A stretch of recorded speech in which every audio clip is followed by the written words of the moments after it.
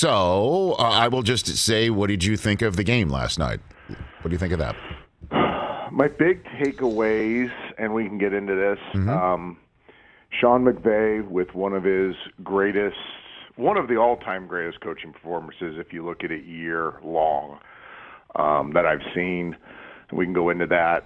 And then the game kind of summed up a lot how I thought it would unfold. Bengals could do hardly anything offensively. Really, their whole offense was 2 plays in the passing game, both kind of chuck and ducks, one that should have been called back, and a decently solid run game, but not much there in the passing game besides 2 plays. Dominant defensive line performance by the Rams, and then really the big takeaway was the 2 best players on the field playing their best when it mattered the most, Kupp and Stafford. And I think that was really the sign-off, the drop-the-mic moment of the Super Bowl was Stafford, who had struggled from the interception in the end zone and his first 5 possessions in the second half, really until that drive where him and Kupp just kind of willed it, and McVay gave him the keys of the car, and they finished the deal. 6.5 minutes to go, needing 78 yards and a touchdown, and that's what they wound up doing, leaving some time left on the clock. But, Kupp on that drive, the 4th and short run, where the whole stadium had their, I was in that spot that the whole stadium held its collective breath on that one. And then obviously the throw to Kupp over the middle, over outstretched arms. What a dynamite dart by Stafford, and then the game winner. The drive itself. You mentioned about the McVay game plan for changing up. They had to change it up in the middle the minute that Odell went down, right? That changed everything, it seemed to me, in the game. It really Trent did. No, I thought it was a little overblown on the telecast that, Stafford didn't have any weapons. He still had Cooper Kupp. It wasn't like he was left out there naked. I think the Rams did a really good job, McVay, especially the play caller. Kevin O'Connell probably had something to do with this as well, is in between series when they were struggling, because they really struggled there for, I think it was 5 or 6 possessions in a row, trying to find a way. How do you call plays or move Kupp around so he's the primary on every play down the stretch? It's not as easy as you think.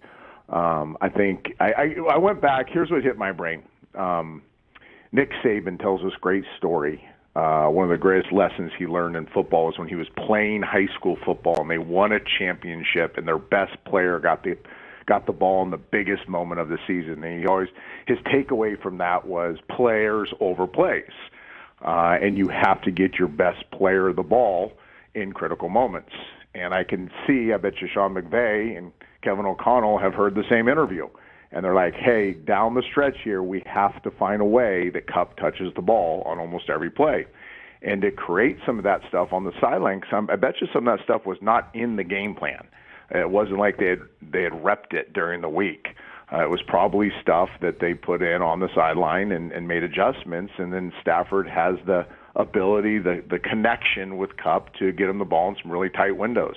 I thought it was crazy how the game's won. You quarterback sneak it on first down from the 1.5, 1.25, and then you throw a fade. That's not a play sequence that you see very often. Quarterback sneak, fade.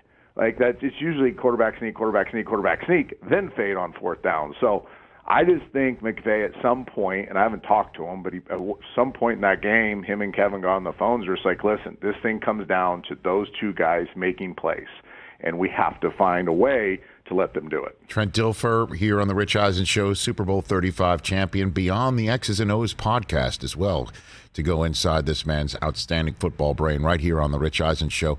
What did you make of the officiating and the flags that came out at the very end after 58 minutes of hardly seeing one on the field? Outside the egregious missed call on the long touchdown, that was. Besides that, I liked how it was officiated. They let them play. And then people are saying, well, why don't you let them play down the stretch? Some of those were bad calls too. The one that they said there wasn't much there across the middle on Kupp, the middle backer 55 holds him.